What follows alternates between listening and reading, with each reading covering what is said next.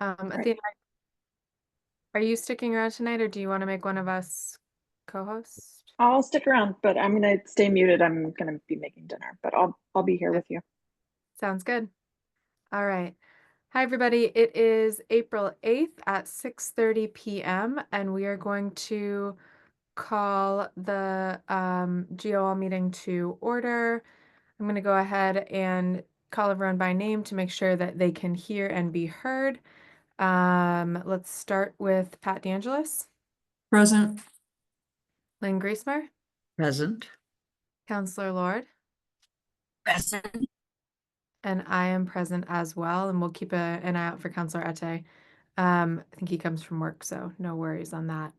So we have, I was going to say a nice agenda today. We have a focused agenda today, which is exciting. So we're going to shift the order up a little bit because we've got some folks who are able to join us for the first part of the meeting. And so we're going to, if people are okay, we'll go through public comment, and then we will start today talking through the AHRA successor body charge. My words have yet to come back, which, by the way, bodes really well for me in a profession where I have to talk to people for a living. So, um, we are going to start with public comment. And if any members of the public would like to make public comment, you can raise your hand at this time. Okay.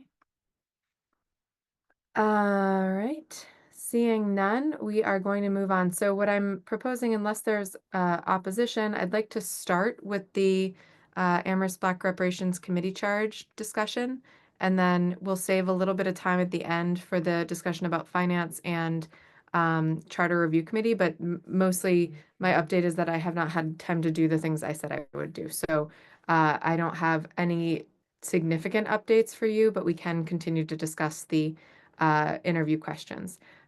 I'm going to wait till he's connected. All right. Hi, Counselor Ate. Can you hear us and we can hear you? Yes, I can. Oh, there we go. There we go. Hello. Welcome.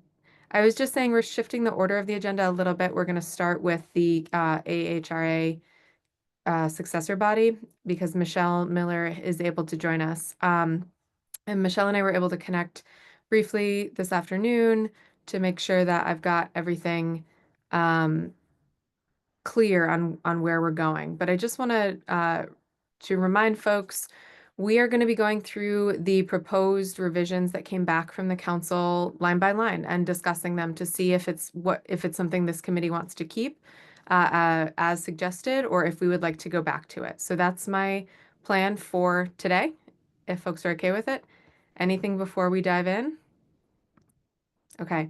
I do have a request, if possible. Actually, sorry, I'm trying to think ahead. Despite how it shows up, I am trying to be better about my reports.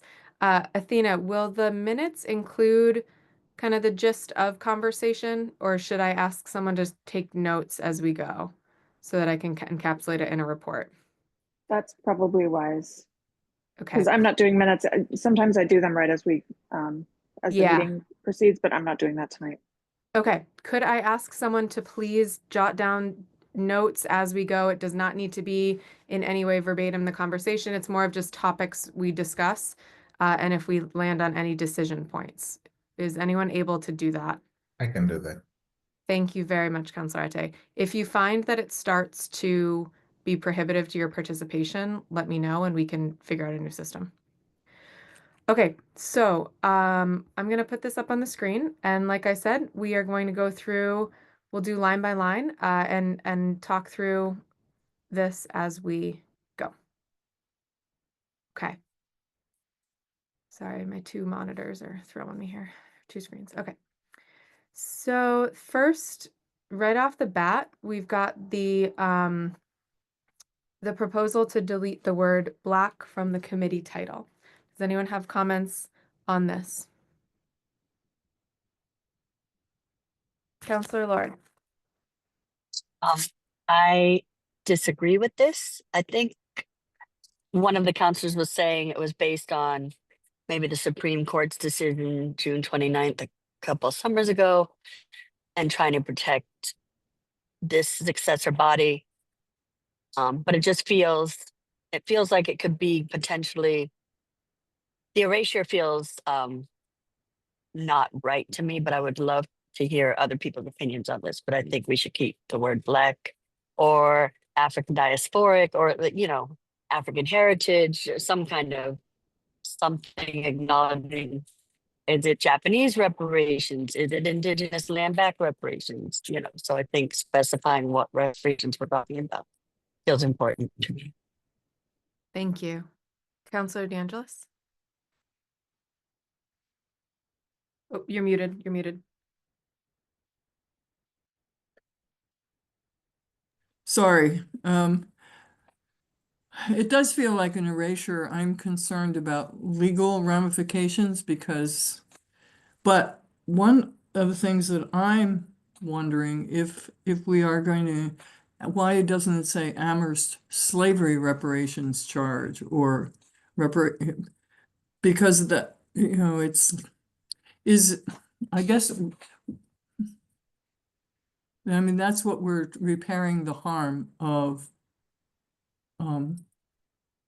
from slavery that is then permeated and been kept alive in this society. So I don't know. Mm. What did KP Law say about it? I'm wondering, I don't think that KP Law reviewed this specific element. I believe that what we sought legal opinion from KP Law about was the membership and the financial elements. I don't think that we asked them about the title of the body. Lynn, do you have a different recollection?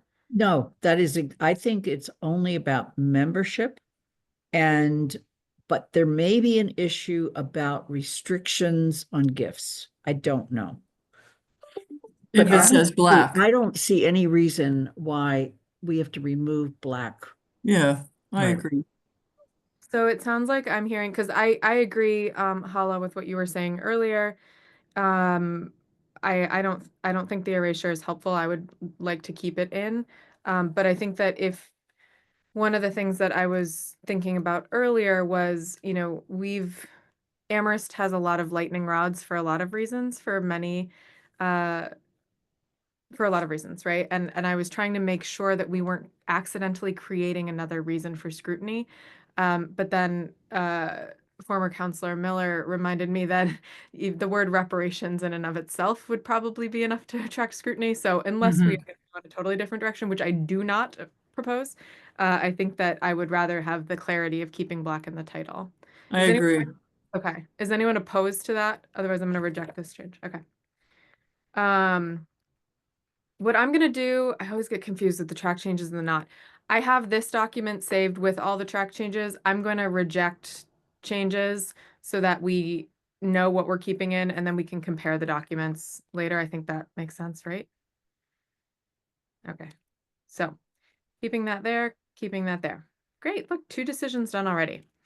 So next decision, hands are still up. I'm just letting you know if you want to keep them down. Otherwise, I'm going to call on you again. So next decision is about number of voting members. GOL had initially put it as 5 and had it simply as 5 voting members. The edits came in saying bump it to 7. I believe this had been one of the things that was in the early proposal, was having specific committee membership. To recall the conversation, not to totally rehash it, but to recall the conversation, what we talked about on GOL last time we went through this was that while these committees may have elements of their work that cross over with reparations work, it's not a perfect Venn diagram, right? There's a slice of overlap, not full overlap. Given our current challenges staffing all our committee, or not staffing, filling all our committee memberships, we didn't want to overtax people who are serving on the Human Rights Commission or the Housing Trust or the Recreation Commission. There's nothing stopping people from serving on 2 committees if they feel strongly. But because not every piece of work that the Reparations Committee does will pertain to recreation or housing or all of that, we wanted to keep it at 5 voting members. And we had added in a clause that said, shall work with other committees as appropriate. And I think you'll see that later on. So that was the rationale between moving it to 5. My other comment here is that if there's a way to talk about, because this is not a council appointed committee, right? Yeah, no, town manager appointment. Yeah, town manager, then we may want to consider having some sort of, let me back up. Because it's not a council appointed committee, we don't necessarily have selection guidance for it, right? But something that the former chair of the AHRA stated might be really helpful to consider without it being a mandate is how do you support folks who may have been on AHRA and have that history with working on the report and have that that context to bring to the table? How do we say that we would encourage folks who are on AHRA to apply? And she referenced when CSSJC was created and their charge was written, they had designated spots for CSWG members. Michelle proposed, and Michelle, if I'm getting this wrong, please raise your hand and correct me, but Michelle said that it's not necessarily, we don't necessarily need to designate a certain number of spots for them, but that we would, that would be a desirable quality for an applicant to have, is that they served on AHRA. So those are my thoughts on the members. I would like to keep it to 5 voting members for the reasons I just said about the committees and because 7 is a bigger number, harder to fill. Pat? I did not raise my hand. You're not Maybe I- muted. Oh, I think your hand was still up from before. Sorry. Yeah, I'm Lynn. sorry. I like the idea of 7. But Oh, it seems to, just do, okay. because you mentioned that you liked 5, it just seems to me that you have a wider range of the community if you have 7 people. So that feels important to me.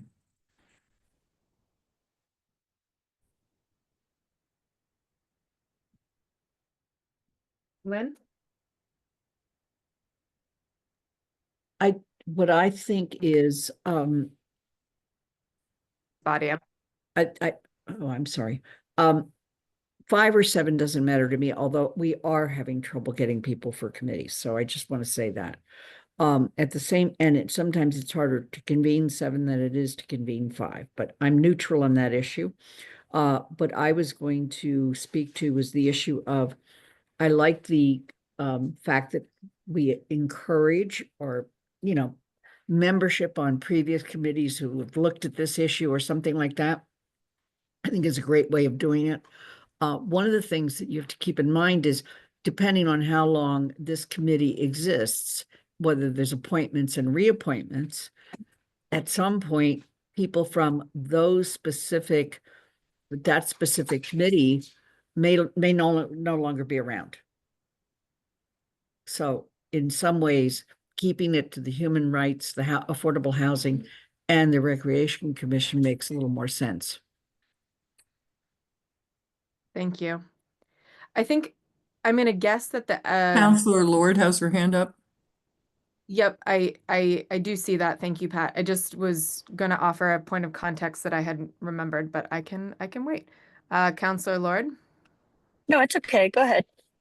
You good. I can wait till you finish your sentence. I think they were trying to model this after CPA, and that was why they picked other committees coming in, which may be a good way to look at it once we have a process for distribution of funds and if it fits these areas. But at this point, in terms of creating that process, I don't think this is as helpful. Okay, I'm sorry. That was it. Counselor Lord? Okay, thank you. I have a question about could there ever be with a minimum of 5 or more, as long as it's an even number?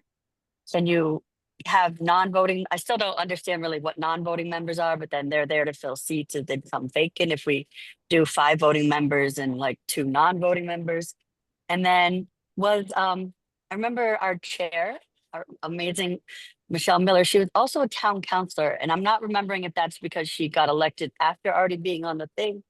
But I don't think she was a liaison. She was actually led our amazing committee for 2 years. So I was curious about that as well moving forward. That's a lot of, if that's too many, let me know and I'll break it down. Could it be minimum as long as it's an odd number if it's more? Can there be non-voting members that are written into the charge, or they just assumed to come to the meetings, and then our town councilor is allowed to be on this committee? I think those are my three. So I don't know the answer to your first one in terms of if there's a specific policy on number and if you can state a range, whether it be 5 or 7.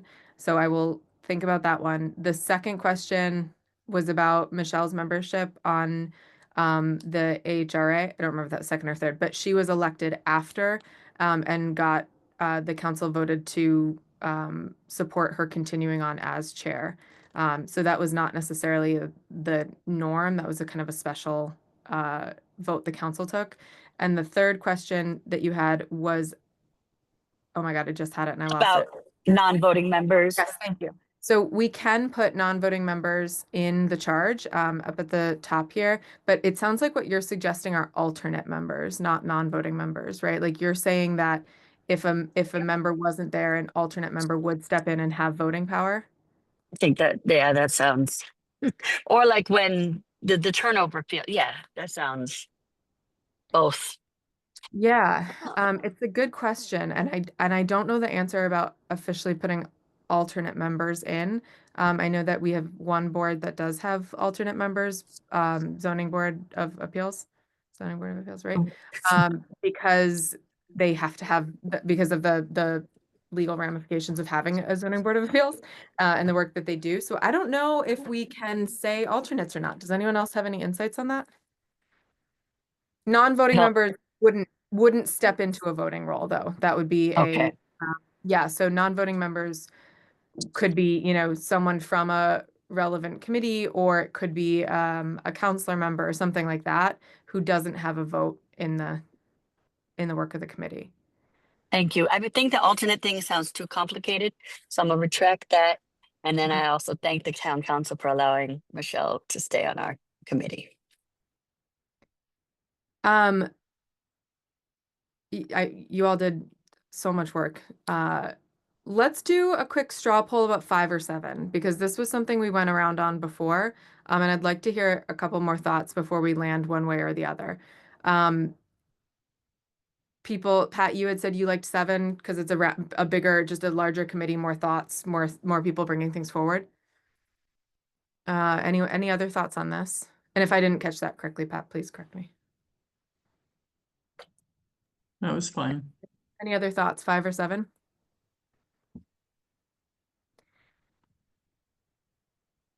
I don't mind 7. Oh, Councillor Ete. So, I don't mind it if 5 or 7. I do think that if we have 7, then we may have more of those compositional parts where you have people from other committees. But if it's 5, I could see that as not having that restriction. I will say that, I'm raising my hand, I don't like having assigned members from other committees at this point, because of where we're at in the process. I think once we get to a place where there's so many ifs that have to happen, like if we are distributing funds, and if within that those funds we distribute, like when we distribute funds, because that's part of it. But like if the formula we use to distribute funds includes some for housing, some for recreation, at that point, then I would say we should revisit this charge so that we have someone, a representative from housing and a representative from recreation there helping to make these decisions. But the major piece of the work that this committee is doing for a while is looking at prioritization, looking at recommendations, doing community outreach. Like there's a lot of legwork before we're ready to distribute. And I'm struggling to see where this would be more beneficial than kind of general community membership. With the possibility that someone might be on the Recreation Commission or the Affordable Housing Trust or the Human Rights Commission, but until we're distributing funds that directly impact those areas, I think that for me the broader membership is more helpful. Do we want to take a couple quick kind of let's voice our thought. Like I'm trying to see if we did take a formal vote on this, where it would land. And I don't want to say the word straw poll because now I'm traumatized from yesterday. Lynn? The thing that I think is beneficial from having people from human rights, from housing, from recreation from the beginning, it lends a voice to those use of the funds. And it provides people who are actually knowledgeable in those areas because of their committee experience. So I kind of feel the opposite, that and I think setting up the committee from the beginning to be the committee that works on, the plan, and also then becomes the group that gets involved in recommending distribution it simplifies it. It means there's a group think, there's a goal. It gets to the goal of distributing. And in many ways, because of all the work that AHRA did, I don't want to just create another committee that talks about it. I want to create a committee that gets it done. So what I'm hearing is Lynn, Counselor Ette, and Pat so far have said, Pat, Pat, you liked 7. Did you like the liaison part or just the 7? I like the 7. I don't know if this committee would need a liaison. Or sorry, not liaison. I'm sorry, I used the wrong term. The 7 with 3 of the members being reps from other committees. I kind of agreed with Lynn that they bring a certain experience. I know, and please correct me if my memory is wrong, but housing was an issue that really came up a lot when we were talking about all this. So having somebody from the Housing Trust just seems like really important.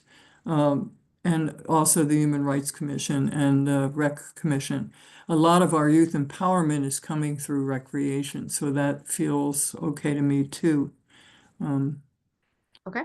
Yeah, Great. and I'm gonna move out and I have to put Molly out and then I'll be right back because Sounds she's good. been ill. Oh, poor thing. Counselor Lord, where are you leaning? 7, but also I know that it was really hard for us to even maintain our 7, so that's why I was like 5, but permissible would be 7. Because Yeah. so yeah, I also do like the idea, even though we might be putting a lot on some of the housing and the Human Rights Commission, but I like the expertise, or at least the different knowledge they would bring to the committee. But Okay. then I mean, okay, yeah, that's it for now. No. If you have more, please. Okay. I think I hear you, and I'm happy to go in this direction. My only other question is, are we overloading the members of these committees? And I think, Holly, you kind of mentioned this at the end, right? Like saying this was not necessarily an expectation when they signed on to be on the Housing Trust, Human Rights Commission, or Recreation Commission. Are we asking too much of those committees? When also both of these, no, it's the Housing Authority. So at least Rec also goes to CPA, also has a member to CPA. So I'm happy to support this. That was just the last concern I had with it was, are we putting even more of a significant burden on a member from those bodies to be appointed to this and have to serve, to do some significant legwork in the beginning? It's not like a CPA where at first it's not going to be like a CPA where you only meet for, 5 weeks in one season. We're talking bi-weekly meetings likely with this group to get this off. I mean, I guess they could decide to meet less, but to get a project like this off the ground is not an insignificant feat. So that's my last concern that I wanted to air. Counselor Lord. Could it be a recommendation, and even maybe people that used to serve on one of those committees that might have more time now, if we didn't want to not overburden, but yeah, so I don't know if it could be recommended, or is it a mandate? Is there flexibility around, you weren't on the Housing Authority, but you worked in housing for 20 years, so you could fulfill that requirement or that desire? Just thinking out loud. Yeah. Pat? Well, Hala, thank you. It does seem to me that could be in the guidelines perhaps for membership. Action, and that a member of the Housing Trust, as an example, could apply to this committee, or a former member of the Housing Trust could apply to this committee. So if it's in the guidelines that we would, that might be a good thing. So I think we would want to write it in, I'm just scrolling quickly, sorry. So because the council doesn't appoint this, there aren't formal guidelines written, but I think we could write it into the composition piece to say, like, we hope this committee would include someone with housing experience, someone with recreation experience, like however we decide to phrase it. Does anyone think otherwise in terms of where we would write that other than composition? Can anybody think of a committee that's not a council committee that details the composition that way? I can't, I think that, let me look it up. off the top of my head, I can't, but that doesn't mean it isn't there, believe me. They do talk about relevant experiences that I believe other committee charges do detail. The one I always go to is ECAC. Let me see if I can pull it up quickly. Sorry, they say, yeah, so composition of ECAC is 9 residents, some of whom shall have experience with one or more of the following areas. They list a number of areas, and then 1 non-voting member who's their staff liaison. So they write it into the composition, and the way they frame it is some of whom shall have experience with one or more of the following areas. That seems like a decent way to do it.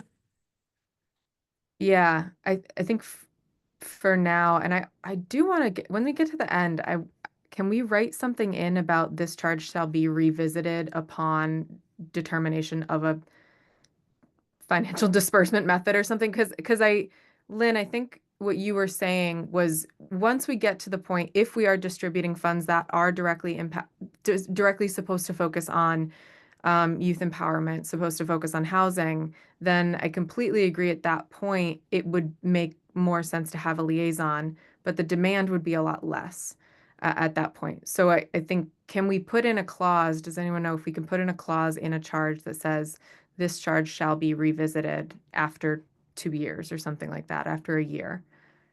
Is there any reason why we can't? Lynn? I wish all of our charges had that. Me too. In fact, I wish all of our charges had a thing where we should revisit whether we need this committee. But that's a whole different issue. That's fair. Okay. I get that. All right. So where I'm feeling like we're going is just gonna type here, composition, 7 voting members. I can type. Some of whom shall have experience with one or more of the following areas. Housing, we mean specifically affordable housing, right? Affordable housing, recreation, youth empowerment. I'm just calling it out if we don't, youth empowerment, human rights. Yes. Or just human rights. Experience with human rights. Okay. And then we talked about prior membership on the African Heritage Reparation Assembly. Is spell assembly right? Yeah. Okay. Grammatically, this is a bit questionable. Counselor Ette, I will ask for your assistance at some point making this better. Because this is not reading right to me yet.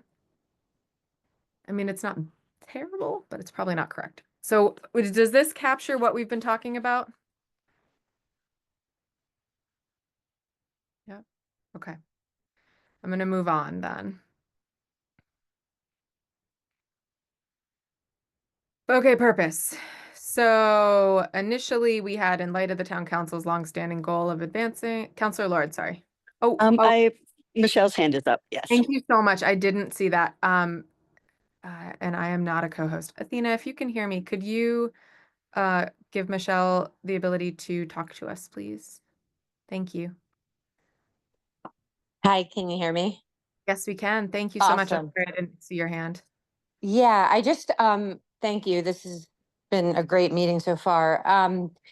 One consideration is throughout our 2-year process, we had several different discussions about reparations in terms of climate and like solar farms and like Black-owned solar businesses in Amherst. And so I just wanted to say that it's possible down the road that having some expertise from the committee that deals with climate and the environment there's a lot of intersectionality there, and that might be worth considering adding to this list. Thank you. That's Yeah. really helpful. I just typed it in there. Okay, great. And that also aligns with our council priorities on climate. Okay. Okay, thank you. And Michelle, please, I think you'll keep your ability to talk, so I should be able to see your hand now if you raise it. Thank you. Great. Okay, so purpose. Let's talk purpose here. There is a proposed rewrite of purpose. Let's take a second to read. And I'm going to add in the B's here because we are saying the B will be there.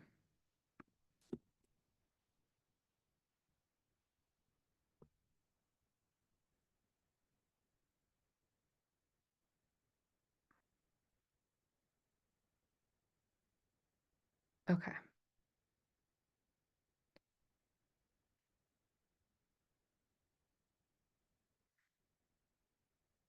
Comments, questions, where do Should you like? we be listing some of the areas recommended by the African Heritage Assembly?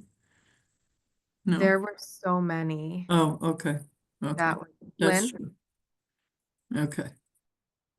Oh, Lynn, you're muted. Yeah, I think that later on we refer to them making themselves familiar with that report, and I think that takes care of that.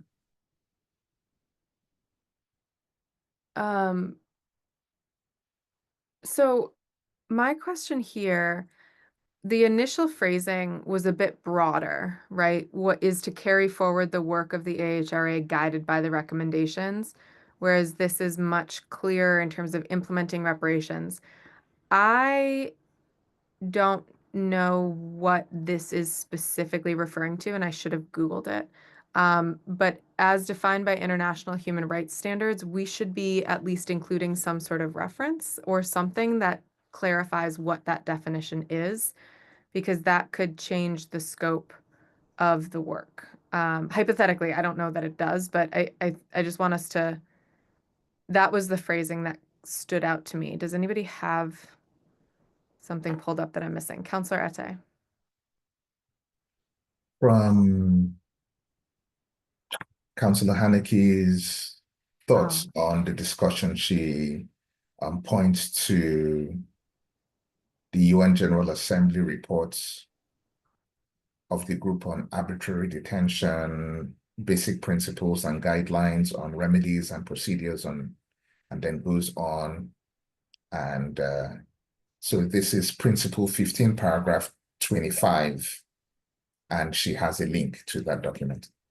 Oh, thank you so much. I apologize that I didn't see that. Okay.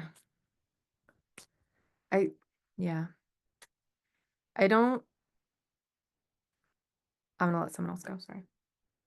Any thoughts on this, either that particular part of the statement that's sticking out to me and I'm still trying to form my thoughts on, or other elements of the purpose statement?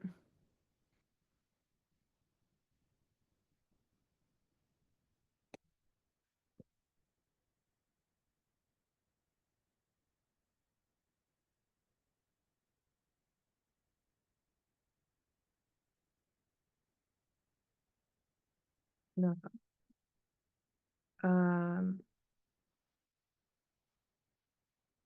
Do people prefer one or the other, or pieces of them?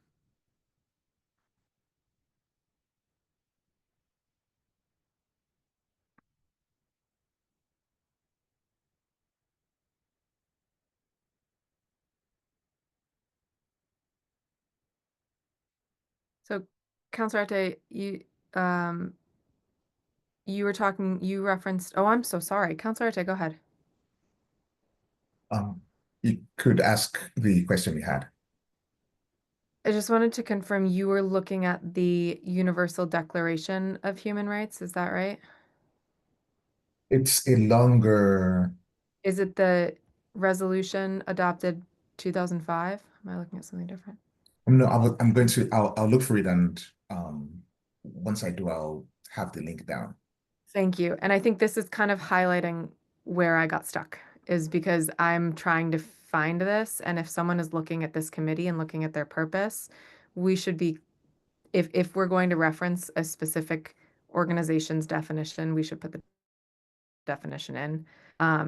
Because otherwise I'm Googling and I found something different. If I were a person looking at this committee, that's where I would go. I don't know.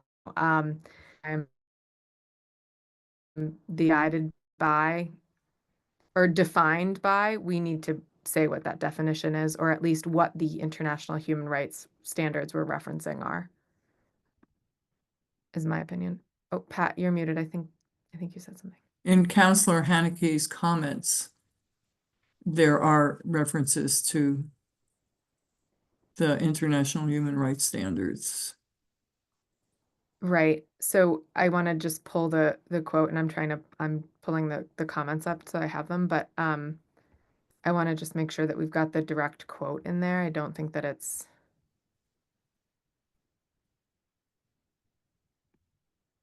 helpful to just kind of reference it.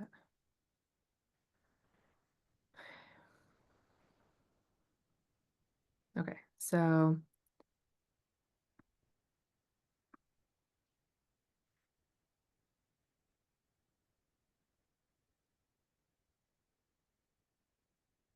let me share this on the screen so we can look at it.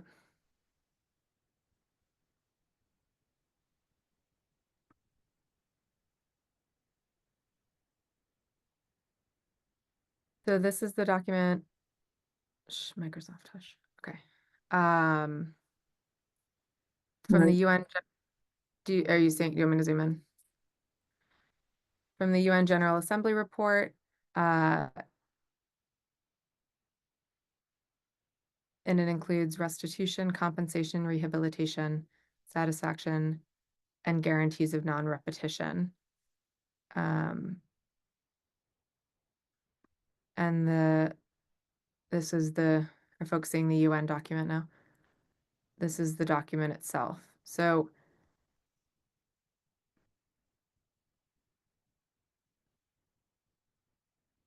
I guess my question, and I'm sorry, I don't have the AHRA report up in front of me, but was this the definition that the AHRA was using as they guided their work, or are we introducing a new definition into this, Councillor Lord, or yeah, Councillor? Well, I definitely think Chair Michelle would speak more to this, but what I was remembering is we were using in COBRAs, the National Coalition of Black Reparations, their different guidelines in terms of places of harm.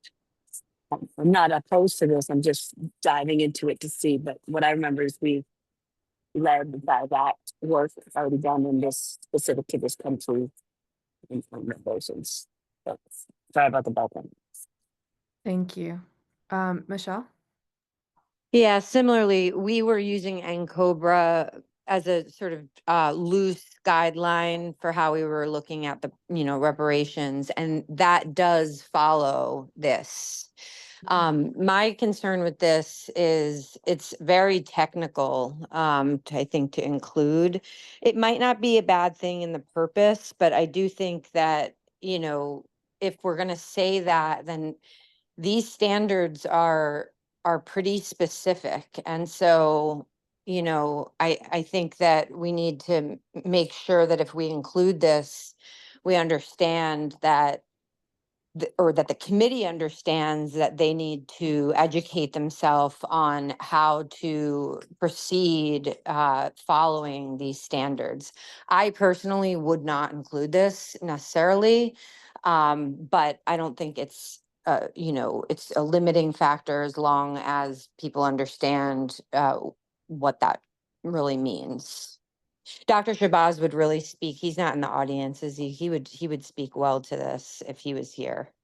He's not here, unfortunately. Okay. I- So Yeah. maybe worth talking to him at some point about it as well. Yeah, and we can come back to this piece. My concern is that if this wasn't the definition that was used to start the work, I don't like introducing a new definition for the core phrase and the core objective of this body. That's my concern. It's not that I think this is a bad definition. And Michelle, I agree with you. It seems aligned, but I do think that in practice, it's throwing me to bring in a new definition, especially, I think you're right. It links to this much larger um, body of work. I mean, it links to a 28-page report, UN report, right? Like, is that necessary in this context? I don't think so. But I'm open to hearing what my colleagues think, and I'm going to shift back to the charge that we're looking at the same thing.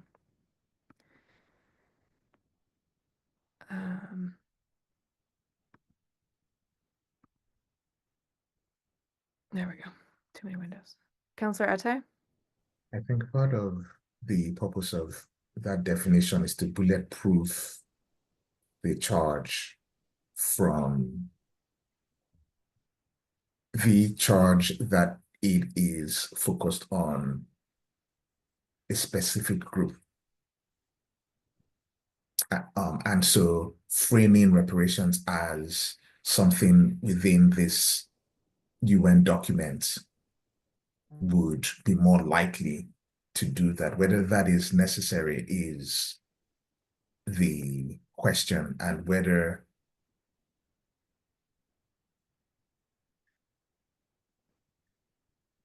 I think at some point this is going to go back to we'll have to get some legal guidance on some other aspects of this, but I think this is more just to bulletproof the disbursement of money from this reparation fund. Do you think, I see your point. I think that's a valid point. Do you think that we could say, rework the sentence, but as supported by international human rights standards instead of defined by? Defined by, I think, feels so rigid to me. And so I think either implementing reparations supported by international human rights standards or something like that that references this and still brings it in for all the reasons you said, but allows the guide to be the final report. I don't know if that really made sense, but that's where I'm leaning. That's where I'm wondering. Councillor Lord? I like that idea. Definitely not limiting ourselves to as defined by, but supported by. I mean, it could just be a matter of just changing it there.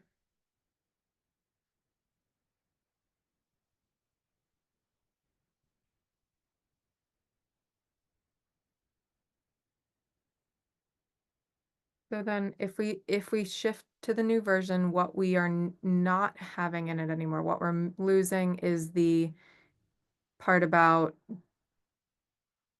in light of the town council's longstanding goal, which is nice, but I don't think is critical.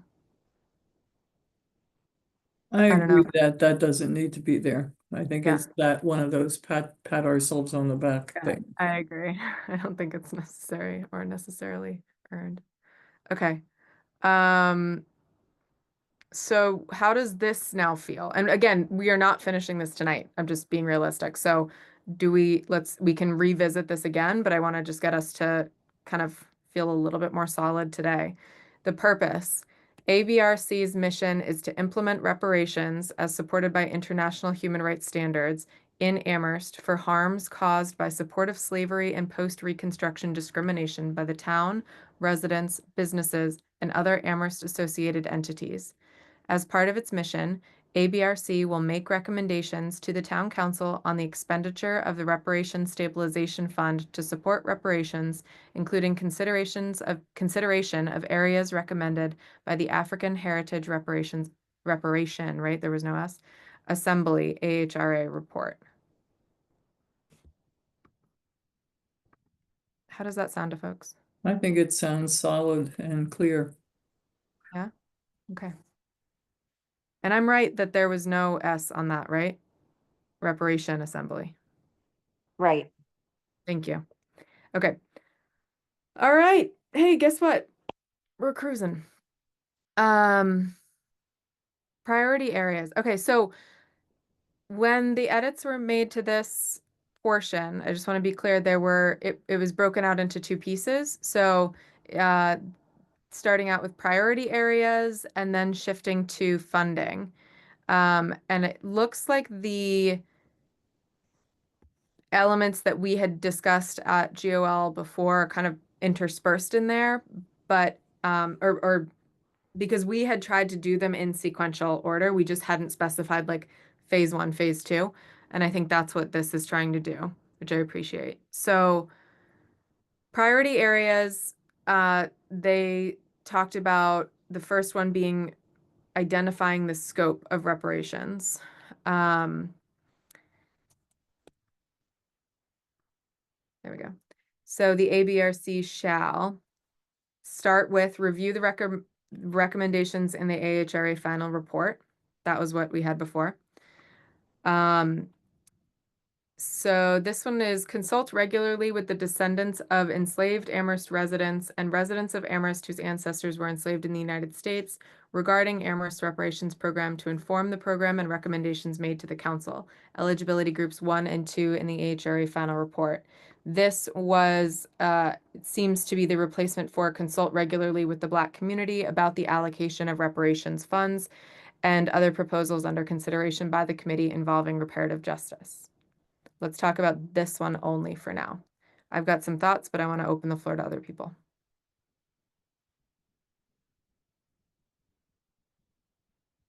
Okay, I'll share my thoughts. Michelle and I talked about this one earlier, so Michelle, again, please jump in if I'm mischaracterizing anything here. One of the thoughts that I had when I first read this was there's a big, and Michelle talked about this too, the difference between consulting and distributing funds. In my mind, consultation and community outreach. So we've talked in the past about how proof of being a descendant of an enslaved Amherst resident or proof of being that your ancestors were enslaved in the United States, in my mind, shouldn't necessarily be a qualifier for you to be consulted about this project. There's a difference here. What Michelle and I talked about was the difference between being consulted and having funds dispersed to you, right? So I think that I'd like to tease the two apart. And when we talk about eligibility groups, that in my mind, and I think Michelle, this is what you were saying too, refers to the disbursement of the funds in terms of the eligibility, not who you talk to get their thoughts about the process and the categories or things like that, right? Community outreach to me shouldn't be limited to only those who are descendants of people enslaved in Amherst or in the US, especially because we know that systemic racism isn't limited to those who are directly descended from those people who were enslaved. That's my thought. I'm looking at my notes, Michelle, just to make sure we talked about. Yeah, and then the AHRA report also talked about prioritizing areas 1 and 2, but that 3 and 4 could still be eligible. It's not limiting eligibility. And that it's one thing to consult, it's another to create criteria for who to decide who receives reparations. Should consult with everyone, but prioritize areas 1 and 2 in disbursement.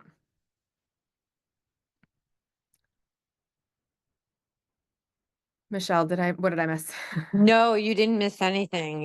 That was exactly what we talked about. The only thing I would add is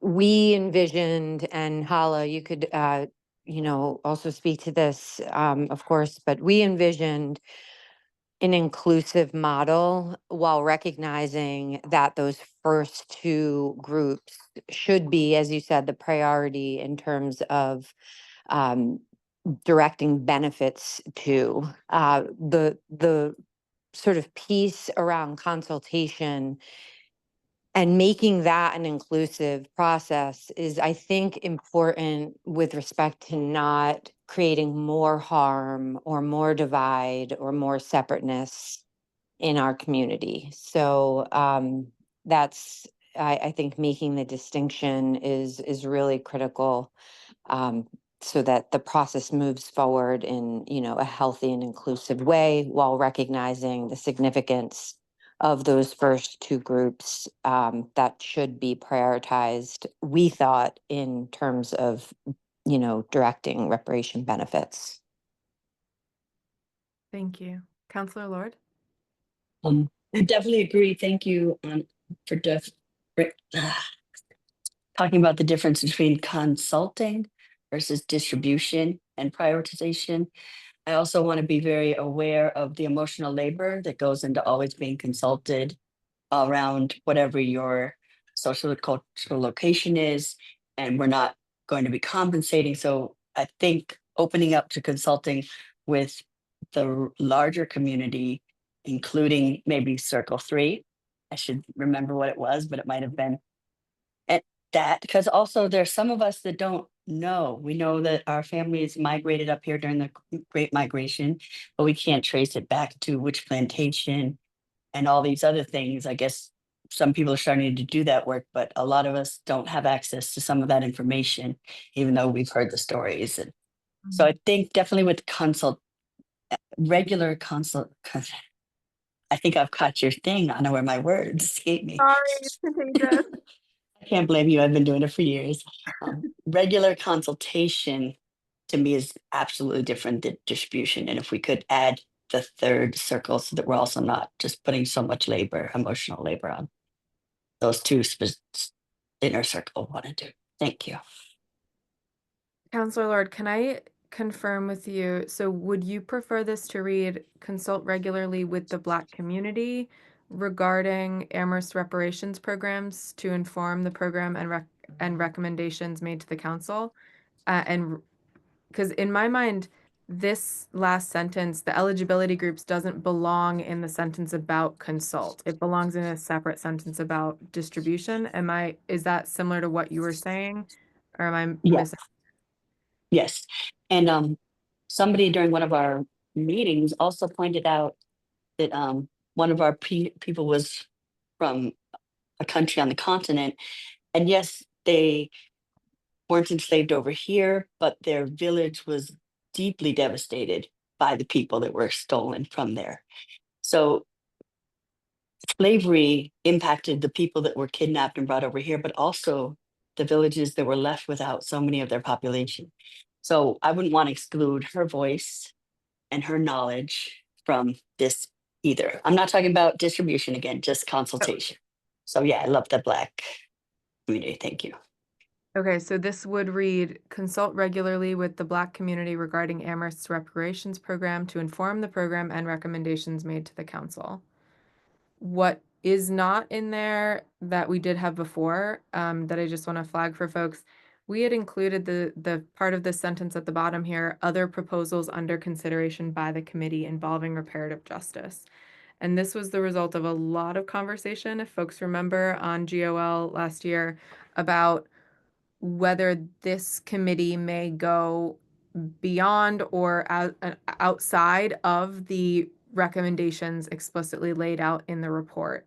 And we included this because I think, again, looking at the three of you who are there with me, we included this in kind of as the caveat of the world is changing underneath us every day. This committee may discover a new avenue that hadn't been considered in the report that they may want to pursue.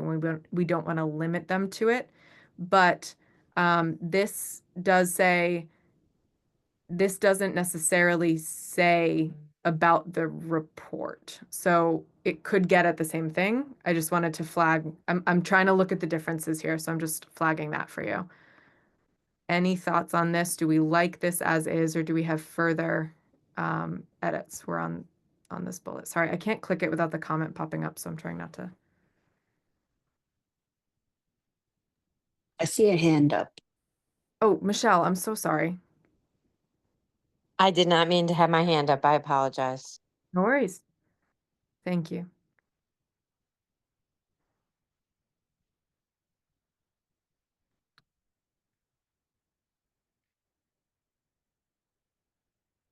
Any thoughts on this? Or if I hear no thoughts, I'm gonna carry on. Counselor Lord? I like the idea of having or other proposals, because maybe something, phenomenal will happen in Evanstown. We'll learn, oh, we didn't think to put that in. But also, if we don't put it in, how rigid is the charge? And they not come before the council and say, we've heard of this and we'd like to layer that in case it happened. I just don't know. Is this so set in stone that there would never be any wiggle room? Is it better to put it in there? And if it gets put in there, then will it get so distracted that they leave the report? So many thoughts. Yeah. Pat? Trying to unmute, sorry. I keep reading this over and over again, and I keep thinking about the climate that we're in. And so the way I would like to see this is consult regularly with the descendants of enslaved Amherst residents and residents of Amherst whose ancestors, etc., and other members of the Black community. Because I feel like I can hear pointed criticisms coming out if it just says Black community. And I can, and this feels like possibly giving us more legal weight. I'm not sure. I'd love to hear what other people think. So let's see if I can. Okay, I did it. So Pat's suggestion is to have it read as follows. Is that right, Pat? Yes. Because then it opens it to the full Black community, honoring what Hollow said. Yeah. But it also says that we are doing reparations for this specific reason. Boom. And so so in a sense, keeping those voices there present and still feeling like when it says and other members of the Black community, then you see the whole. I don't know. Thank you. Michelle? Yeah, I think that's really wise, and I think it strengthens this particular all that we're talking about. So I agree with Pat's recommendation there. Pat, is your hand up from before? New up? Okay, no worries. No, I just don't. We used to just like. I know. No, it's not a reflection on you. Hand raising is a good thing. I just forget. I'm not taking it personally. Sometimes Okay, it works good. beautifully and then it descends into chaos and I have to track down. So I'm okay with the casual, and if it starts to get chaotic, I will crack down. Okay. And I feel like Athena's being like, Anna, don't do that from behind her computer, and she's probably right. All right, so we like this. Hey, one paragraph down. Okay. Let's move on to this next bullet. Make recommendations to the town council on 3 to 5 priority areas for potential support from the Reparations Stabilization Fund. To do so, the ABRC shall, we got to do all of these at once. Oh my God, stop popping up. Okay. Consider the scope of harms to be repaired and addressed as identified in the December 7, 2020 resolution affirming the town of Amherst's commitment to end structural racism and achieve racial equity for Black residents. Establish the feasibility, legality, and connection to the harms being repaired. Consider the AHRA final report funding priorities for support, youth programming, affordable housing, business grants, and entrepreneurial training. I'm gonna stop there. So this is kind of a combo. It's an expansion of the 2 bullets we had earlier. provide recommendations for action to the town council based on priority level and feasibility, and advise, make recommendations to the town council on the expenditure of funds from the town's reparations fund.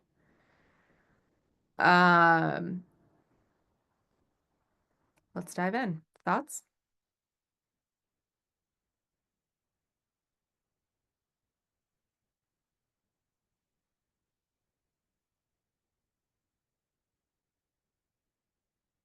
I want to pull up the wording of that resolution for us, so if people want to, if that would be helpful.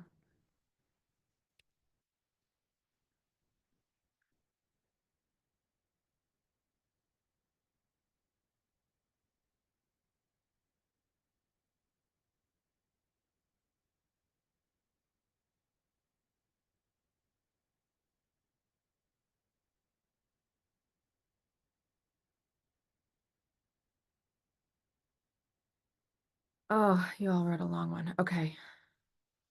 I always forget how long it is. Okay. Would it be helpful for me to put the resolution up on the screen, or are folks feeling like they are confident in it and don't? I can put it up on the screen. All right, I'll put it up on the screen. I saw you smile and I was like, okay, you want it up on the screen. It's fine. That's why I pulled it up. All right. So look at that. What a pro. Okay. Just as a reminder of the words in the proposed amendment here is consider the scope of harms to be repaired and addressed as identified in this resolution. So we're looking to see, are we clear on scope of harms to be repaired and addressed? And is that clear here?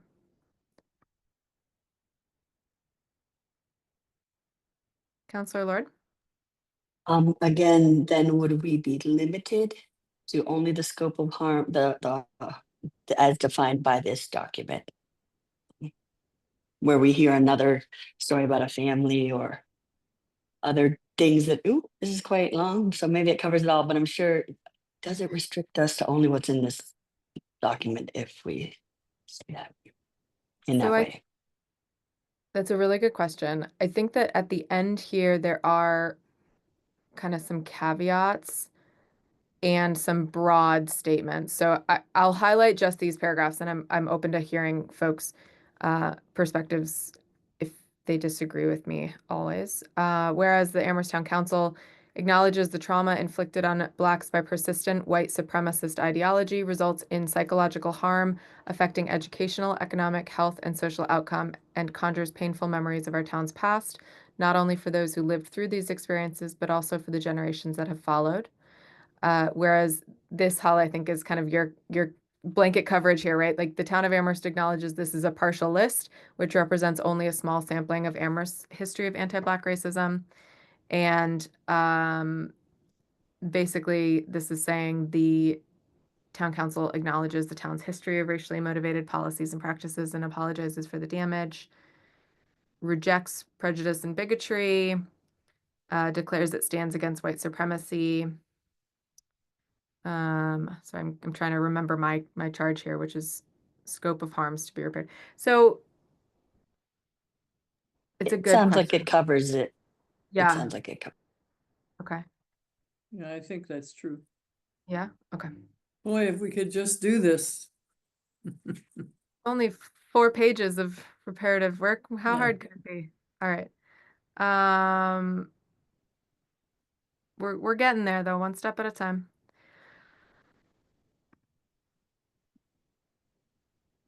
I'm fine leaving this in here. I do have to say this feels like an incredibly broad charge, this specific element. And I want to make sure we are not tasking this committee with rehashing the work that was done by the AHRA. Because the AHRA, in my mind, in my understanding, this was a big piece of what they did, was looking at the scope of harms to be repaired and addressed. That was the basis of the recommendations that they made, was saying, where do we need to target reparative efforts? Where do we need to focus our money in our efforts in the future? And maybe I'm misunderstanding, but for me, this feels like it's broadening this committee's charge and redoing what the AHRA did, but please tell me if I'm wrong. We're gonna go Counselor Lord, Michelle, and then Pat. Michelle doesn't jump up to the top when she raises her hand, so I'm trying That's to. fine. It's okay. Okay. Counselor Lord. My question, this is sort of feeling like when we discussed about the international definition, maybe not consider, but be led by, or have our work be informed by, maybe this cleansing of words. But I do hear what you're saying. They don't have to go back and do all the work again or try to rediscover. But how is that the December 7th resolution maybe could be a guiding document or something? I don't know. Just some thoughts. Yeah, thank you. Michelle, I'm gonna think about how to phrase that. Michelle? Yeah, I'm just sort of looking at the totality of this. What I'm realizing is there's not really much of a preamble to this charge. So if somebody came to this charge without any knowledge of what has happened, with respect to reparations in our community, they might not know, the history, which really begins with this resolution in some ways. So, and then it goes, then we form the AHRA and the fund, and then, and then the AHRA creates a final report. And even in the purpose section, it says, I think the last sentence says, including consideration of areas recommended by the AHRA report. It doesn't say final report. It's not specific. I don't know if charges generally have a preamble, but I do feel like giving some context to this would be helpful. And I think that's where this belongs in terms of the resolution from December 7th. And it does feel to me, and maybe I'm just, biased and sensitive, but it feels to me like we're sort of the AHRA final report in this updated charge is like an afterthought. It's like it feels to me like it's something like, yeah, and advise that, and look to that. I mean, we spent nearly 3 years, and that's exactly what we were doing. It's not to say that we covered all the bases or that we didn't miss something or that something else might not, arise, but it does feel in this like an afterthought, and it doesn't, in my opinion, fully like encapsulate the gravity of the work that the HRA did. Thanks. Pat? Oh, sorry. Pat. Well, basically, I'm agreeing with Michelle. What if we put in this piece here, in the first part, review the recommendations. We don't just want them to review the recommendations, we would like them to review the whole report. Right? So can we say review the final African Heritage Reparation Assembly report, and I'll include the date, to gain an understanding of the scope of harms to be repaired and addressed, as well as the recommendation, as well as the proposed recommendations. It's wordy, but yeah, Let's start and then let's pick it yeah, apart. I think it's Okay. So what did I just say? Review the final, or review the September 26, 2023. I'm gonna reject that deletion because I think it looks better spelled out. We're gonna final report to gain an understanding of the scope of harms to be repaired and addressed, as well as the proposed recommendations. Do you want to put the December 7th on the scope of harms to be addressed? Is that where you'd put the resolution? I don't know if the resolution needs to go in here, right? Because it doesn't, Okay. I mean, the AHRA report was also grounded in that resolution. We refer back to that resolution so much. and so this is definitely a little bit of my own bias coming in of like, I would rather ground us in the 3 years of work, no disrespect to the resolution, no disrespect to the work that went into writing it. But in my mind, I'd rather they be grounded um, in the final report than in the resolution. But I'm open, and I have noticed that Dr. Shabazz is in the audience. So if we can just give him permission to speak. And Dr. Shabazz, if you have something to say, just raise your hand and feel free to jump in. I will see if. Thank you. But what if folks? I mean, so what we're talking about here is this statement said the scope of harms to be repaired and addressed in the resolution. The goal of that bullet point isn't necessarily about the resolution, right? It's about making sure that the members of this committee are understanding what they're here to do, or really kind of why they're here to do it at the same time. So if we want them to gain that understanding,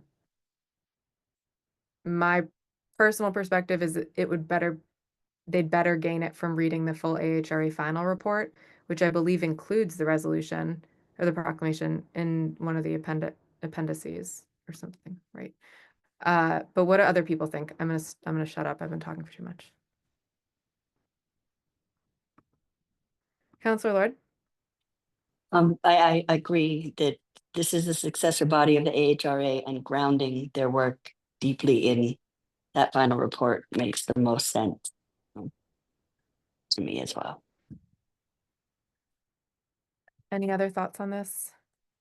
Michelle or Dr. Shabazz, am I mischaracterizing what, am I mischaracterizing? It's been a while since I've really poured over the final report, but my recollection of it, the last time I read it, was that it very clearly outlines the scope of harms to be repaired and addressed, and that was a significant part of the work. Am I misremembering that? Not at all, not at all. And we do give that very clear context about the resolution in our report. So it's very upfront, and so you're right on, Anna. Okay, so are we okay with taking this sentence out of this piece? So removing the sentence, but adapting this first bullet point to say, review the September 26, 2023 African Heritage Reparation Assembly final report to gain an understanding of the scope of harms to be repaired and addressed, as well as the proposed recommendations. Take out it feels unnecessary. Is there any wordsmithing folks would like to do? We can wordsmith later, but in this moment, is there wordsmithing people would like to do?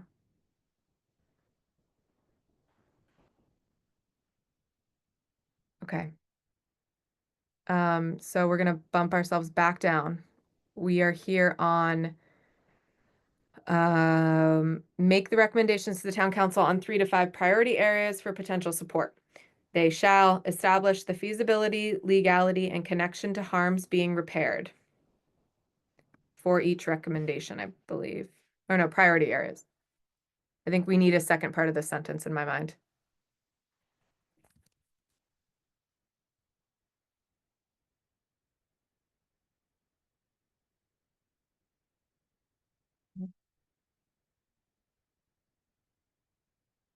My question on this is does this group have the capacity to determine legality, or is that something that, how can we make sure that they're supported in determining legality if they need to Well, they consult would with a lawyer? consult with KP Law. I mean, they'd have to go through the town manager, but they would be consulting with KP Law.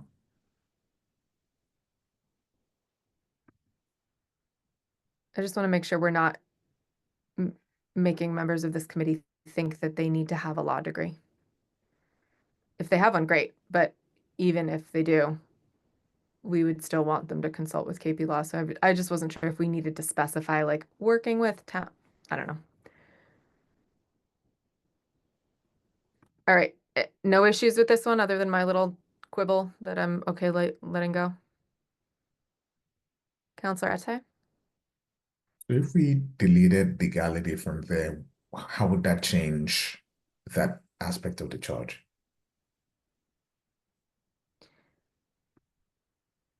I mean, if it's feasible, it should be legal, right? No, Lynn's saying no? I don't know. Feasible to me feels like. So what Counselor Ate is proposing is that read, establish the feasibility, is this right, Counselor Ate? Establish the feasibility and connection to harms being repaired for each priority area recommended? Go ahead. So I'm not necessarily proposing that we delete legality. I was simply wondering, like you said, is that an area that the group will focus on? Or do we put that in there with the possibility that if something comes up and there's a quandary, they can always reach out to the town lawyers to get an answer for a question they may have? Michelle? I don't have an answer for you, Counselor Ate, so I'm going to Michelle and then I'm going to think on it. Michelle?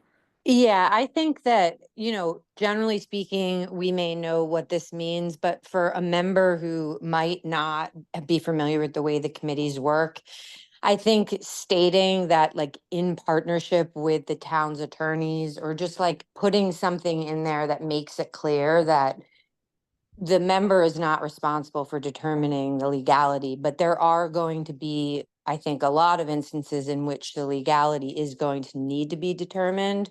So maybe in partnership with the council president and, town attorneys or something to that extent, just to make it clear that there's support and that that there are other folks that we're looking to to answer some of those questions as they arise. So as you were talking about it, it seemed like maybe a separate bullet. I'm open to that, but Lynn? You're muted. I do think that we should have the legality thing in here because we have consulted, and I just want to be clear that the president has no access to the town attorney. It goes through the town manager. Yeah. So does this, having it as a separate bullet, in consultation with the town attorney, determine legality for each priority area recommended as a separate bullet, but remove it from this one, because these are the things that they would establish. I know we wrote that word, but whatever. Establish is a strong word. Establish feasibility and connection to harms being repaired for each priority area recommended. In consultation with the town attorney, determine legality for each priority area recommended.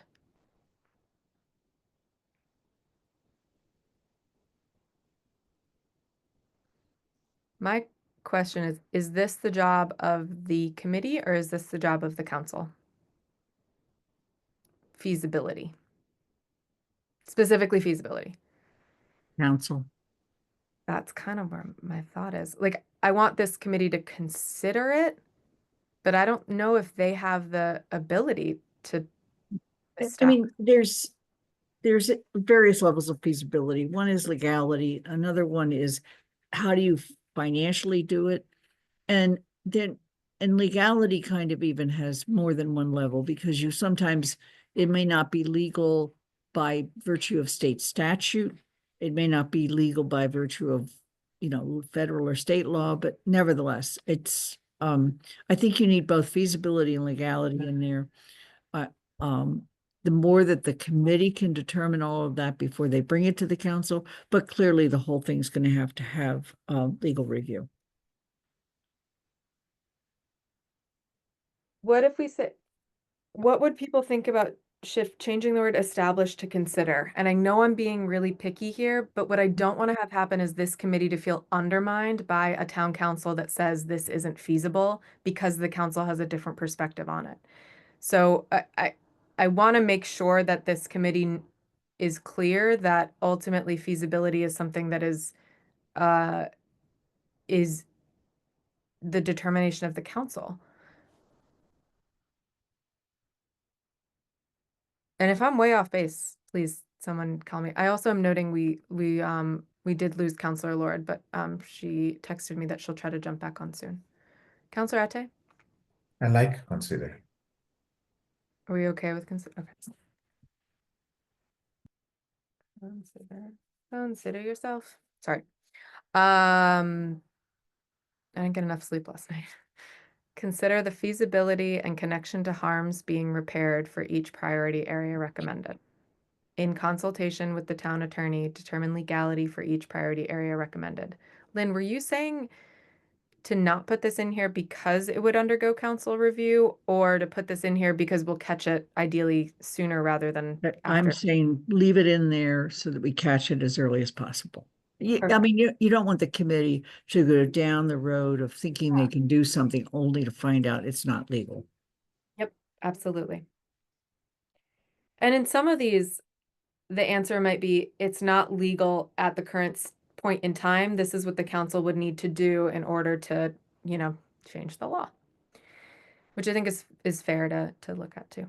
Okay, are we good to go to this last bullet here? And then we will probably pause. How close are we? Yeah, we'll probably pause at this point for today. So last one, consider the AHRA final report funding priorities for support. I don't know why that sentence trips me up. Consider the AHRA final report funding priorities for support. It's because it rhymes. Youth programming, affordable housing, business grants, and entrepreneurial training. So this is making recommendations on 3 to 5 priority areas, considering the AHRA final report funding priorities, which are listed. Welcome back, Counselor Lord. Any thoughts on this last point?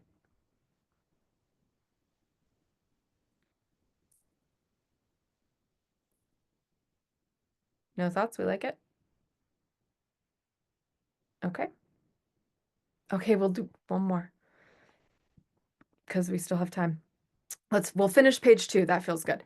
So last bullet here is present the recommended priority areas and assessment of feasibility to the town council for consideration and action. This is just a reword of what's right underneath it. Provide recommendations for action to the town council based on priority level and feasibility.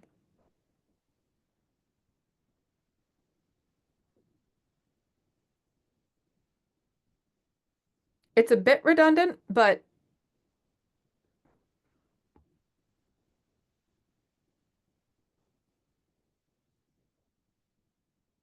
it's basically saying when they make these recommendations, they should include the recommended areas as well as the feasibility. Is it too redundant, or do we keep it? Not too redundant, we keep it? Okay. All right, folks. I'm going to save this because that would be a nightmare. We're going to pause there because it's 7:53 and we've officially finished page 2.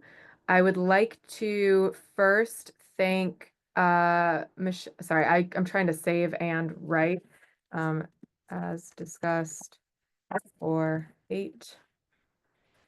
Do not lose. Okay. I want to thank Michelle Miller and Dr. Shabazz for joining us. I appreciate you both spending the time on this. I know that this is the cap of many, many, many years of work. So thank you very much for your presence tonight. We will continue this at our next meeting, which is not next week. We actually do have a week off, I think, for the first time in a long time. But I don't have it up in front of me. I think it's 2 weeks. Is that right? Sometime. I will email you to confirm the date of the next meeting, which I believe to be April 22nd. Thank you, Anna. Thank you, everyone.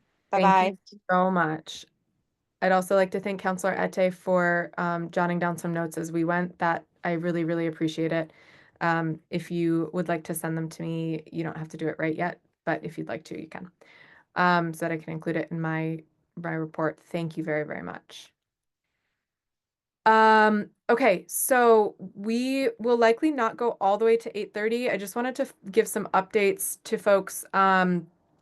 As everybody knows, we met last week, and there's not a lot of, I have found this the past week to be a bit busy, so I apologize. I've fallen down on the job a little bit in terms of reaching out to people to solicit community activity forums. We have not received any yet, so I will be, it's on my calendar to do tomorrow, and I'm very sorry to the committee that I had not reached out. That said, even if I do reach out to, because I did look at the folks who had submitted CAFs in the past 2 years, it's not going to be enough to, I don't think, to find any sort of applicant pool sufficient. So please, begging you to outreach to people.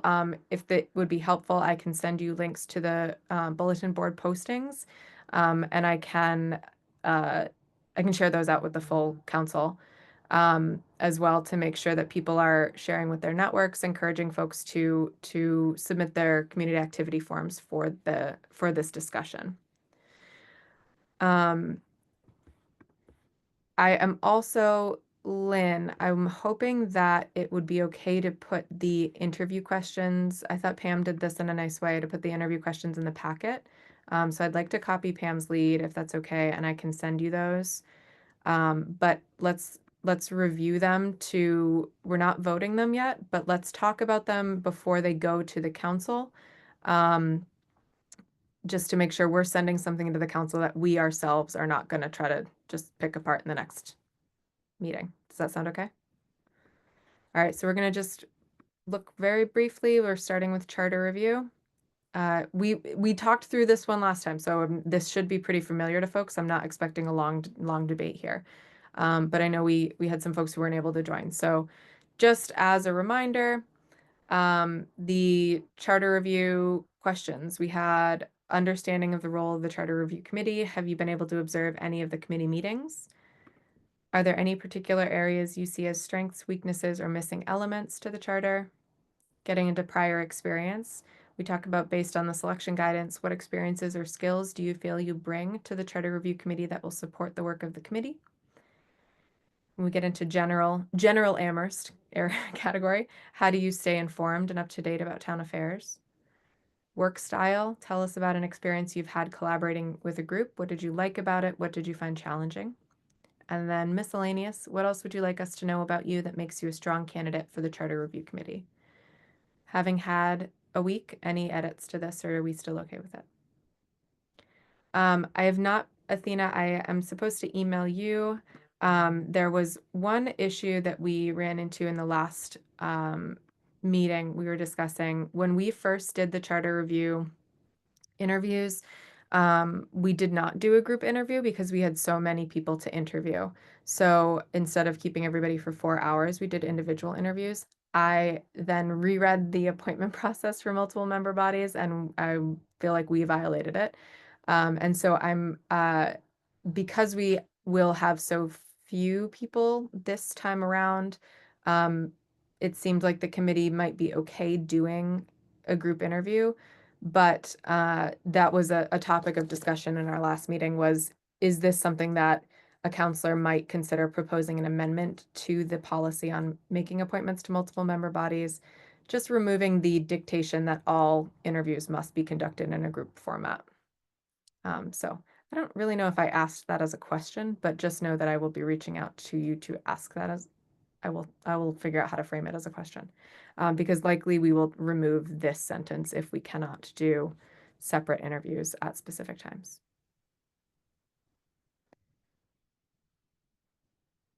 Any comments on this? I'm gonna take this out until told otherwise. That feels like the safer bet, just to be aligned with the policy until something changes. Okay. So let's then turn to FinCom. Oh, I thought I had it open. Sorry, one moment, please.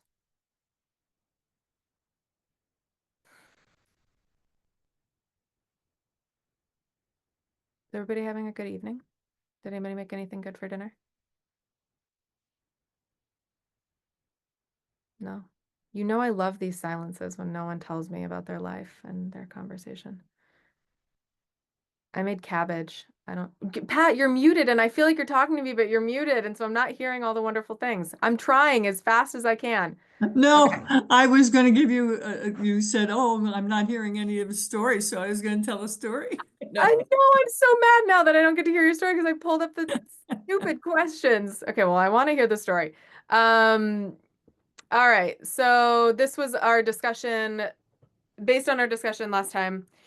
7 interview questions for Finance Committee. They're a little harder to read, so let me zoom in. And let me give you some spaces. Based on the selection guidance, what do you feel you bring to the Finance Committee that can make it successful? Please include any experience you have with finance in general or the town's Finance Committee. Why does it keep doing doubles? What is your understanding of the role of the Finance Committee? What is your understanding of the role of a non-voting member on the Finance Committee? To be really clear. Tell us about an experience you have had collaborating with a group, particularly where opinions were in conflict or the decision was controversial. How did you engage with the group in that scenario? Can I say please? Please tell us instead of demanding. Please describe the considerations and objectives you'll use for reviewing financial matters and the budget when the committee is making recommendations to the council. What is your approach to incorporating public input into your decision-making? And what else would you like us to know about you that makes you a strong candidate for the Finance Committee? 3 minutes to answer each question. Chair asks the questions. Applicants will answer each question after it is asked in a random order. All applicants will answer each question. Still happy with this one? Any edits? Okay. Are people okay that I added the word please here? Any objections? Okay. Councilor Atta, you leaned forward like you were about to raise your hand, and I was like, oh, here we go. Okay. Okay. So, Lynn, I'm going to send you these if it's possible, just to put in not a decision. I mean, not a discussion. I will talk about it in my update, my GOL update. Yeah. Is there any chance we're going to want to interview people before the 28th of the month? And the reason I say is I can always send these out to counselors and say, if you have any feedback, it doesn't have to be posted in a council packet. Okay. I mean, I guess, and I could do that too. So we can do that. I don't anticipate that we will email anyone before the 28th because our next meeting is the 22nd, and we will be reviewing the Right. school for sufficiency at that point. And it's also school vacation week that week, so it may be a tough week to do interviews. And the other question, and then I personally would like you to send me the links The links to the, oh yes, yeah, to the to the postings. Yep. I actually have some candidates. Great. I will send the links. I will send those to the full council as well. I don't think that that's any violation. I will refrain from sharing my opinion on bulletin boards. Okay. So that's that. So we will revisit. Hopefully we'll have some sort of pool to look at the sufficiency of once we come back together on the 22nd. And we'll go from there. At that point, if it looks like we've got any more than 2 for these positions, I'll try to draw up some sort of proposed calendar for us to discuss. Also, at our next meeting is going to be our discussion about liaisons. So it was not on the agenda for this meeting, which was posted by the meeting last night. So as a reminder, GOL goes through the process of recommending which council commit, not which council committees, which town committees, yeah, that's the right word, could receive a liaison. And then if a counselor is interested in serving as a liaison to that committee, it's kind of like a matching process at the council. but the first step is for GOL to see which committees would like a liaison. I gotta say, at some point, what I'd really like GOL to do is talk about this process because it feels a bit confusing to folks, especially to the committees who often say they're interested in one and then expect to get one, and that's really not how the process works. So I will. Does this process have to go through a GOL meeting? I'm looking at the folks who have served in this in the past, or can I now reach out to town committees to ask them if they're interested so that on the 28th we can talk about it? You can reach out now. The Okay. only thing that I want to point out is we're already 2/3, a third of the way through the year. I almost wonder if we just want to say we're going to keep them for what they are this year. It's kind of bizarre to change them. Can we do that? Yeah, we can recommend to the council that that's what we do. Pat, It's you, just a thought I had last night when this came up, or when I remembered to bring it up. I got, yeah, it's kind of taken a while. feels like That's go the yeah, sorry. nobody's fault. It's just taken a while. Oh, it's my fault. That's fine. It's my fault. I forgot to put it on my list of things to do the first part of the year. Generally though, just given the number of counselors available to serve as liaisons and given the number of committees in the future, it feels like it should kind of go the other way and counselors should say whether they want to serve as a committee, and then we should ask that committee if they want them.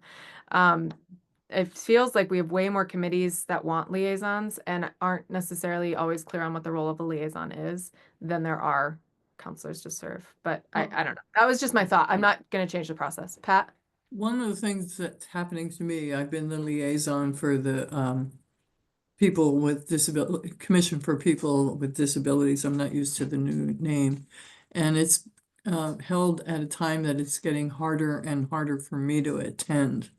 So I was hoping to be able to find someone to replace me as liaison. But I don't know. So I'm just saying that. Yeah, and But they do need a liaison. I'm just for my own curiosity, Pat, tell me why they need a liaison. Like what are you do? Because I think that you serve as a liaison in a really effective way, and I'd like to know more about that because I don't know that we have a ton of clarity on. I think a lot of us show up as liaisons in really different ways, and so I've seen you serve as liaison for them for a while in a what Well, I one of the things we're supposed the whole thing started when we were always in person. And a liaison was supposed to not sit at the table with the committee, but be available. With Zoom, et cetera, we're in the room. I mean, I guess some committees might keep their liaison in the waiting room, and as an attendee, but many committees, I feel like I'm there. If they have a question for me that I can answer, I do it then, or they may ask me to have a meeting with Paul and ask him specifically about certain things.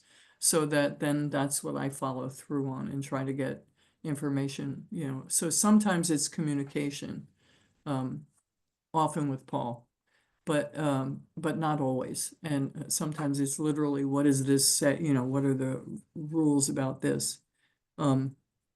I try not to tell them my opinion.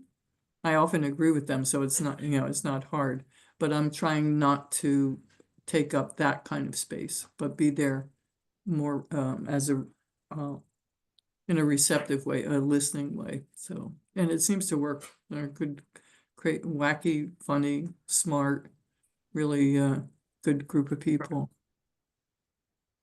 Yeah, and I think that you're right to, based on our rules of procedure, you're right not to share your own thoughts and opinions because it's not what we're supposed to do as liaisons. And I think this is part of the challenge is not speaking to your experience, but I think that we've seen in the past a variety of perceptions of the role of liaison Right. and that's led to challenges too for folks. Well, I've been on that committee so long as liaison that I get treated like a regular member. So in a certain kind of way that there's, which I like that kind of feeling.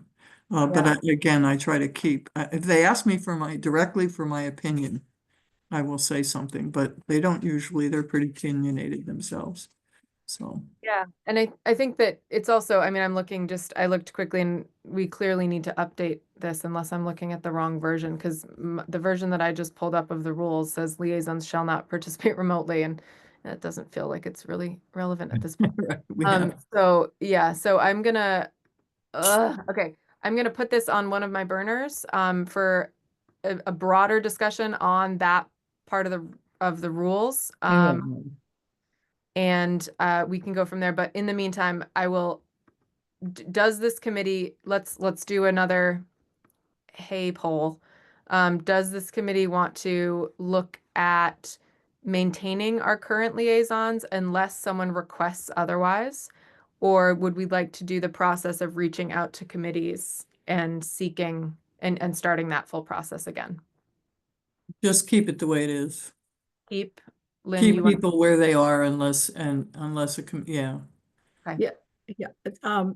There's a couple things in rules that I'd like to look at. And one of the things is around this. And it's whether or not, in addition to reaching out, I also think the council should say, we think this committee should have a liaison. Okay, because there might be more relevance to a goal or something that makes the committee a much more relevant committee to have a liaison to for the council. Or, and I think, for instance, Pat's been instrumental this year, or there might be a committee that's going through a metamorphosis of their charge or whatever, and therefore we think it would be useful to have a counselor. So it's just something down the road, because we do actually need to look at our rules at some point this Yeah. year. Yeah. And that's on my list, and I'm actually kind of, the way that you framed it, what I'm leaning towards now is we will put the rules on a future agenda. I was trying to get through the dang appointments first, but we may not by the time we have to get to the rules. What I would like to do when we get to that rules discussion is I will send the Word version of the rules. I would like people to review it on your own. No worries. And come to the meeting with sections that you'd like to propose amendments to. And we can do it kind of as a informal amendment process like we did with the AHRA charge, and then vote the full document at the end.